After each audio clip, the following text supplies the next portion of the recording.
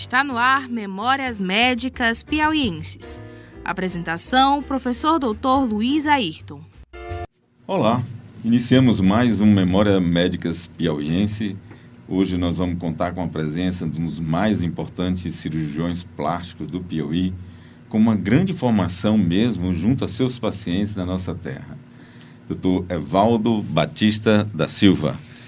Dr. Evaldo está conosco para bater um papo sobre essa vida profissional que ele teve ao longo desse período, enriquecendo toda a historiografia da medicina que fazemos em nosso estado.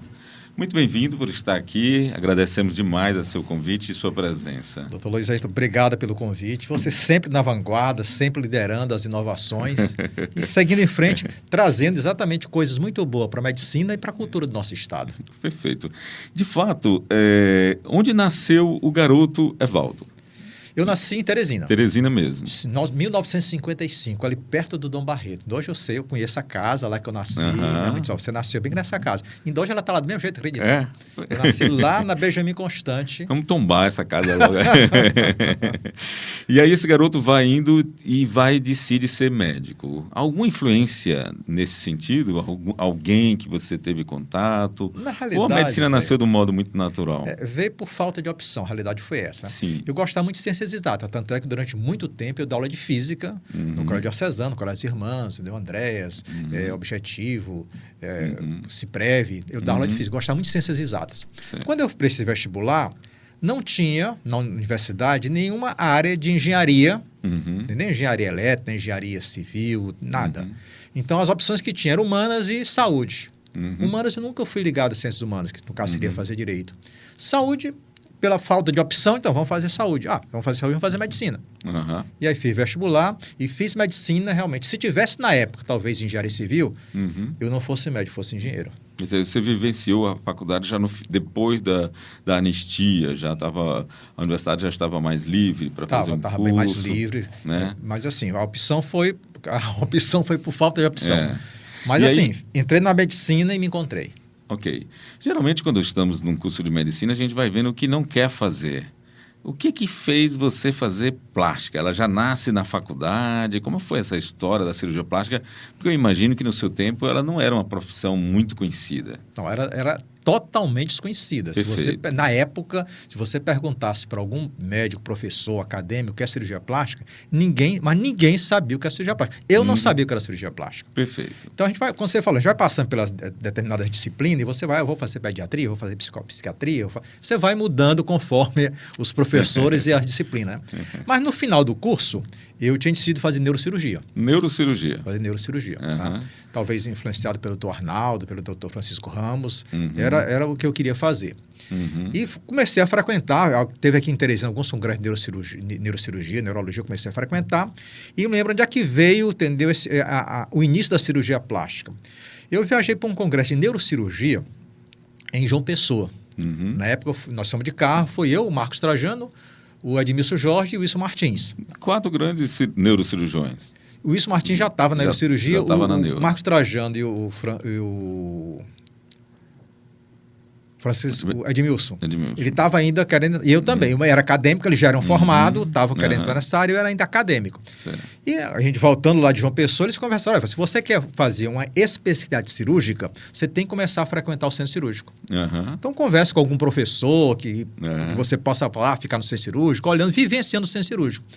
E eu me lembro, quando eu voltei, me falaram, olha, chegou um professor novo aí, Dr. Raimundo José Martins, que ele é cirurgião plástico e faz também cabeça e pescoço. Perfeito. Eu te juro que na época eu não ouvi cirurgia plástica, ouvi cabeça e pescoço. Opa, cabeça e pescoço, neurocirurgia, tá tudo ali pertinho. E aí conversei com o Dr. Raimundo José, ainda era acadêmico, estava no último ano, e ele disse, não, vem trabalhar comigo. Sempre foi uma pessoa, entendeu? Um gentleman, uma pessoa assim do maior coração que eu conheci. E eu comecei a trabalhar com o Raimundo José no centro cirúrgico do HGV. Só que, de cada 10 cirurgias que ele fazia, uma era cabeça e pescoço, e 10 eram cirurgias plásticas. Aí vai nascer o cirurgião plástico. E aí começou a nascer o cirurgião plástico. Eu comecei a trabalhar com ele, comecei a gostar, ele começou a me ensinar muito. Eu passei praticamente, me formei. Quando eu me formei em medicina, eu já estava trabalhando com o Raimundo José como acadêmico, continuei como médico, trabalhando como acadêmico, era o Dr. Raimundo José Martins, e trabalhava eu e Antônio Carmelo Macedo. Certo. Nós éramos médicos recém-formados e entramos nessa área. Então, nós éramos assistindo o Raimundo José. E passamos praticamente uns 4 ou 5 anos trabalhando com ele. Então, minha primeira formação, pode dizer que é uma formação particular, né? Porque eu era tempo integral, quer dizer, ele me ensinava muita coisa de cirurgia plástica e eu fui aprendendo. Mas foi uma bênção, porque de certo modo, como não havia, vamos dizer, uma residência com volume de gente interessada, você estava lá recebendo tudo de mão beijada. Exatamente. Numa fase inclusive, importante nós da vida. fomos colocados, como não tinha, a carência era muito grande, acho que na época tinham 3 cirurgiões plásticos de Teresina. Certo. O Raimundo era o que tinha uma formação clássica. E, inclusive, nós começamos, por falta de profissionais, a gente tinha uma habilidade manual de sutura muito boa, nós fomos colocados no pronto-socorro do HGV para fazer essa sutura. Chegou uma pessoa com laceração na face, uma coisa mais delicada, então chamava a mim ou o Carmelo para poder fazer esse tipo de conduta, como se nós fôssemos cirurgiões plásticos, pela prática que nós tínhamos adquirido com o Raimundo José. Perfeito. O Raimundo José, então, é seu pai cirúrgico, mas esse médico jovem ele deve continuar um pouco mais essa formação. Acredito que a cirurgia plástica existe um período também de muito aprendizado. Aconteceu esse fenômeno? Exatamente, aconteceu isso, Luiz. A gente trabalha com o Raimundo José, e qual foi o problema que aconteceu para poder a gente dar essa subida na carreira? Nós frequentávamos congresso de cirurgia plástica como médico. Eu me lembro que eu me formei em 82. Em 83 eu já estava em Brasília, junto com o Raimundo José e o Carmelo, frequentando o congresso de cirurgia plástica. Então, eu aprendi com o Raimundo José e aprendia muito durante os congressos. Mas teve uma época, não sei exatamente que ano, que nós chegamos em Belo Horizonte para o congresso de cirurgia plástica e nós somos barrados, né? Por quê? Porque a partir de então havia uma modificação no estatuto que só quem era cirurgião plástico ou fazia residência em cirurgia plástica podia frequentar os congressos de cirurgia plástica. Como nós já estávamos lá, nós conseguimos fazer o congresso, mas sabendo que no próximo ano nós não iríamos fazer o congresso. E aí eu conversei com o Carmelo e o Raimundo José, nós vamos fazer o seguinte: Carmelo, tu vai fazer tua residência, volta, para não deixar o Raimundo José sozinho, eu ficaria como assistente do Raimundo José. Quando o Carmelo voltasse, ele ficava com o Raimundo José e eu iria fazer minha residência. Eita. E assim foi planejado, mas não foi executado. O Carmelo foi para São Paulo e lá, quer dizer, pela experiência que a gente já tinha, quer dizer, eu sei por quê, porque eu não cheguei e foi exatamente a mesma coisa. Quando o Carmelo chegou em São Paulo para fazer residência, isso é um fato que ele nos conta, com o Dr. Mélega, no Hospital de Defesa da Face, assim, ele chegando como residente, R1. Certo. E aí ele chegou lá no emergência, doutor Mélega, com os residentes recém-chegados, e aí chegou uma pessoa lá com uma lesão de polpa digital. Sim. Só que a gente já fazia muito isso no pronto-socorro, que a gente trabalhava suturando. E tinha aprendido muito com o Raimundo José. E quando o doutor Mélega, conversando com os residentes, falou: o que é que você fazia? O que é que você fazia? Eu fazia enxerto, fazia isso. E o Carmelo disse: eu fazia um retalho VY. Aí o Mélega disse que olhou para o Carmelo, entendeu? Sem acreditar, e disse: você sabe fazer isso? O Carmelo disse: sei. Aí ele: pois faça. O Carmelo, a gente fazia isso aqui centenas de vezes. O Carmelo fez o bloqueio, e a partir daí ele caiu na graça do Dr. Mello, que era o chefe da residência e diretor do hospital. Certo. E aí o Dr. Mello não queria mais deixar o Carmelo vir embora. Então ele ficou, acho que era para fazer 3 anos, ele ficou, sei lá, 5, 6, 7 anos por lá. Ele não dá mais para me esperar, disse: Carmelo, não dá para te esperar, eu tenho que cuidar da minha vida. Aí fui para o Rio de Janeiro fazer residência no Hospital da Lagoa. E eu senti exatamente isso. Quando você chega lá com a bagagem que a gente tinha, quer dizer, era outro residente. Era outro residente. Já tinha uma residência. Já tinha uma residência. Tanto é que lá, realmente, os residentes R1, eles preferiam operar comigo do que com os preceptores, e os preceptores passavam isso para a gente. Evaldo, ó, faz isso aí, Evaldo, faz isso aí. Então, ele estava ali mais como, vamos dizer, um preceptor, entre aspas, né? Pela bagagem que a gente já tinha.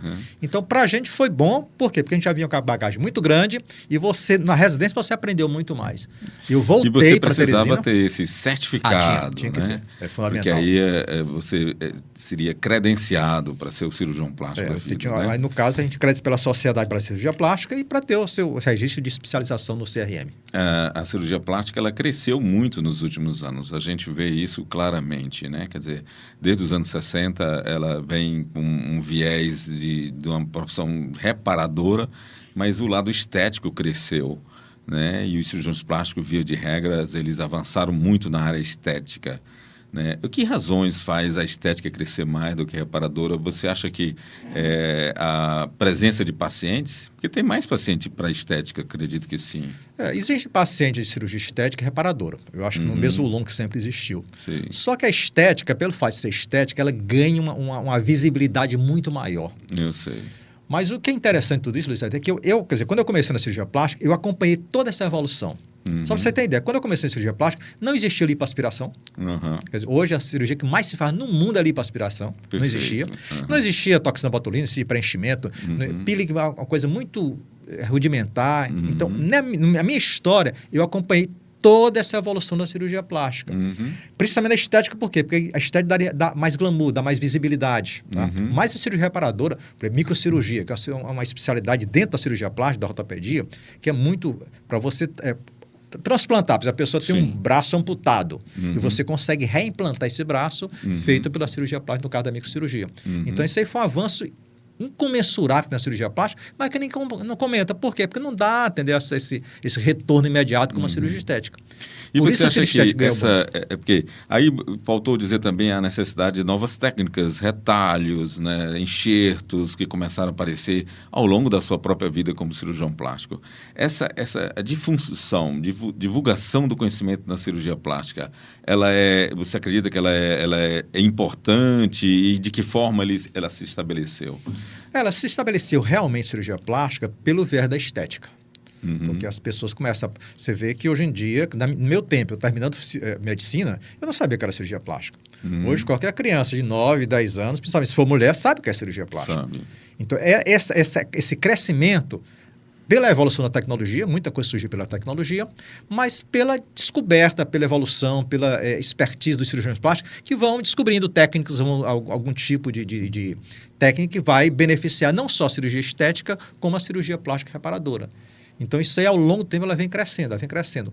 Como a cirurgia estética realmente é mais visível aos olhos da população, ela acaba realmente sendo como se fosse o carro-chefe. E aí vai todo mundo junto. O exercício da profissão, e especialmente a estética, ela muda o sujeito, a pessoa, Edivaldo, muda no conceito de... Eu digo não na prática médica em si, mas, por exemplo, o que é beleza para você hoje? É a mesma coisa do passado? Não, beleza é uma harmonia. Ok. É questão de harmonização que você faz, quer dizer, com o corpo como um todo. Né? Então, existe uma coisa que a gente chama de perfilometria. Então, existe aquele rosto que, matematicamente, você considera como um rosto belo. Mas essa beleza, realmente, no final, ela é muito subjetiva. Quer dizer, pessoas que você considera uma pessoa bela, pode não ser bela para mim ou vice-versa. Mas existe alguma ciência matemática chamada perfilometria que você tem mais ou menos os traços. Aqui é uma pessoa mais ou menos bela. Mas... essa beleza, quer dizer, ela é buscada pela cirurgia plástica exatamente para que a gente concorra a cada dia para chegar nessa perfilometria que é agradável aos olhos. Então, nisso surgem muitas técnicas, muita tecnologia para você chegar nisso. Tá? Mas é um campo que ainda vai ser muito explorado daqui para frente. O paciente piauiense, ele é exigente na plástica? Não é só piauiense. O que acontece? De um tempo para cá, o paciente ficou tão exigente que beira a loucura. A realidade é essa. Eles querem uma coisa que não existe. Eu quero fazer uma cirurgia plástica, mas eu não quero que fique cicatriz. Então não você vai fazer a cirurgia. Toda cirurgia tem cicatriz. A gente procura dar uma cicatriz de melhor qualidade, mas assim, a exigência é muito grande, foge do padrão médico da biologia. A gente fala, a biologia, a medicina é uma ciência biológica. É uma ciência de possibilidades, não é uma ciência exata. Então, médica. Hoje em dia, a exigência é muito, muito, muito grande. Eu não sei como é que esses cirurgiões plásticos que estão vindo agora, eles vão se comportar diante dessa exigência. Na minha época, assim, vou fazer uma cirurgia, quero o que você pode fazer, o que você fazia de melhor e agradava as pessoas. Hoje, por mais que você faça, você tá uma técnica perfeita, um resultado espetacular, mas os pacientes não estão satisfeitos com o resultado. Eles sempre querem mais. Eles querem a perfeição. E a perfeição, no nosso mundo humano, ela não existe. É só divina. Isso é interessante, que tem muito da habilidade do cirurgião plástico, digamos assim, até na anamnese, na relação médico-paciente, para que ele saiba realmente para onde ele está indo, né? Porque o nível de frustração está relacionado com a expectativa. Né? Num tempos midiáticos, onde se mostra uma ilusão, né, pode criar na mente do paciente uma ideia de que é fora do que é possível. Então, acho que a relação médico-paciente ela se torna cada vez mais importante. Acredito que sim. Você concorda? É fundamental. Tanto é que geralmente eu falo, existe a realidade, existe a expectativa. Quando você consegue aproximar a expectativa da realidade, o paciente entende e fica satisfeito. Mas muitas vezes ele não ouve. Você fala, você explica, mas ele soube o que ele quer. Então, nesse campo, quer dizer, tá muito, mesmo que você tente ter uma boa relação médico-paciente, mas às vezes ele incorpora, quer dizer, uma expectativa que ele tem toda essa mídia, que você, por mais que você diga, olha, isso aqui é inatingível, mas ele não, eu só vou ficar satisfeito se eu chegar nesse nível. E chega ao ponto onde tem detalhes, mas detalhes mínimos, que ninguém percebe, só ele percebe, mas ele consegue ir atrás, querer modificar, e acaba tendo, talvez, sei lá, até uma doença mental em função dessa perseguição pela perfeição. E o professor Evaldo, que era professor até antes de ser médico, ele se torna professor na universidade em algum momento? Há alguma experiência com o ensino? Na realidade, a coisa começa a casar, né? O magistério com a medicina. Sim. Eu comecei a dar aula, eu tinha o quê? Eu tinha 19 anos quando eu comecei a dar aula. E dava aula nas melhores escolas de Teresina, que na época era o Diocesano Colégio Irmãs, mas dei aula em outros colégios em Teresina e eu dava aula de física. Por isso que eu falei anteriormente que eu tinha tendência a ciências exatas, né? Mas deu o quê? Durante uns 10 anos, quer dizer, eu comecei a faculdade e comecei a dar aula. Praticamente comecei a faculdade em janeiro, fevereiro, e comecei a dar aula em agosto. E aí nunca mais parei de dar aula. Aí no primeiro grau, no primeiro e segundo grau, eu dei aula durante 9, 10 anos. No Diocesano eu dei 13 anos, então eu já estava formado em medicina, mas continuava dando aula. Mas chegou um ponto onde a medicina começou a ter mais dedicação no meu tempo, eu tive que parar de dar aula nos colégios, né? E aí fiz concurso para a Universidade Federal e passei em 85 para dar aula de fisiologia humana na Federal. Perfeito. E aí dei aula durante muito tempo, quase 25 anos de fisiologia humana, e depois eles me transferiram para a disciplina de base da técnica cirúrgica, aí já como cirurgião plástico. Tá? E aí eu fui evoluindo, quer dizer, saí da fisiologia, passei para a cirurgia plástica. E depois do hospital universitário, eu passei a ser preceptor da residência de cirurgia plástica. E atualmente eu sou o supervisor da residência de cirurgia plástica do hospital universitário. Perfeito. Então, continuo com o professor e vou ficar, colaborando, entendeu? Né? É a profissão que eu mais gosto, que mais amo. Você quer ser chamado de quê? Professor. Mas esse professor, ele tem vários tentáculos. Se eu não me engano, você tem uma passagem pela nutrologia, pela qualidade de vida, né, que foge um pouco da cirurgia. Estou certo? Certíssimo. O que aconteceu que nasceu isso dentro do cirurgião Vou lhe contar plástico? essa história. Né? Eu fui, como você sabe, do Diocesano e lá quem foi diocesano na minha época foi aluno do Padre Florencio. Então a química para a gente era como se fosse uma melodia. Né? E eu estava na Hospital da Lagoa. Eu geralmente chegava muito cedo, por quê? Porque eu morava em Niterói e tinha que pegar ônibus lá de Niterói para atravessar toda aquela ponte para chegar ao Hospital da Lagoa para a residência. E o Hospital da Lagoa realmente é do Niemeyer, uma peça do Niemeyer. Então, na parte do térreo, quer dizer, em várias salas, você chegava lá, sentava, e uma sala tinha alguém dando aula. Falando de ligação covalente, ligação ativa, reação oxidativa, reação de redução, oxidação. E quem fala do Florencio, aquilo soa como uma melodia, né? Eu disse, rapaz, o que está acontecendo nessa sala de aula? Aí fui lá e estava o doutor Hélio Póvoa, isso em 1989, por aí. Estava dando aula sobre chamada medicina ortomolecular. Onde ele levava a medicina lá ao nível de bioquímica e biofísica. E eu achei interessante, comecei a estudar. Daí veio toda essa minha formação, medicina ortomolecular, medicina integrativa, medicina funcional. Eu fiz agora recentemente, eu refiz toda aquela pós-graduação que eu fiz lá no começo de 1990 de ortomolecular, eu refiz toda agora depois da pandemia para poder ver o que tinha mudado. Fiz uma pós-graduação em nutrologia, fiz uma pós-graduação em doenças relacionadas à idade, fiz uma pós-graduação em medicina do estilo de vida e quer dizer, isso aí nunca parou, né? Então, porque eu acho que, quer dizer, como eu só lidei com saúde, né? A cirurgia plástica é saúde, né? E eu não estou preparado, nunca fui preparado para trabalhar com doença. Então, eu quero continuar trabalhando com saúde. A cirurgia plástica vai continuar, mas eu estou dando esse viés para trabalhar com saúde daqui nos próximos anos. Estamos diante do Dr. Evaldo Batista, um dos mais importantes cirurgiões plásticos do nosso estado, e que, como foi bem demonstrado aqui, ele tem uma bagagem, é um verdadeiro polvo dentro da área médica, com tantos tentáculos de colaboração para essa ciência médica em Teresina. Mas agora, nesse momento, a gente tem vivenciado, talvez com a influência das mídias sociais, uma série de novos profissionais praticando, digamos, procedimentos estéticos, talvez por ganhos melhores ou coisas assim. Como é que você vê isso no sentido de que, será que nós precisamos refletir sobre garantir uma formação melhor para que a gente tenha um benefício para a população? Como você vê esse tempo novo que nós estamos vivenciando, que me parece assim um tempo ainda escuro sobre o que vem no dia seguinte? Olha, isso é a opinião minha, né? Pode Sim. ser que esteja errado para testar, mas é a minha opinião. O que acontece? O médico, como um todo, ele é desvalorizado economicamente na sua profissão. Uhum. Quer dizer, se você pega, por exemplo, um cirurgião cardíaco, ou um cirurgião geral que faz um transplante hepático, Uhum. isso é uma cirurgia da maior qualidade, de uma expertise muito grande. Mas ela economicamente não é valorizada. Uhum. Então acaba esse profissional. Eu estou falando de exemplo, mas eu seria todos os exemplos da medicina: o ortopedista, Perfeito. o anestesista, o dermatologista, o pneumologista, o cirurgião torácico, todos eles, na sua profissão como médico, ele é desvalorizado e as pessoas não valorizam economicamente o trabalho que ele faz, que é um trabalho incomensurável. Não tem dinheiro que pague isso aí. Uhum. Quer dizer, a vida e a morte, quanto é que vale uma vida? Okay. Quer dizer, vale muito, mas muito mesmo.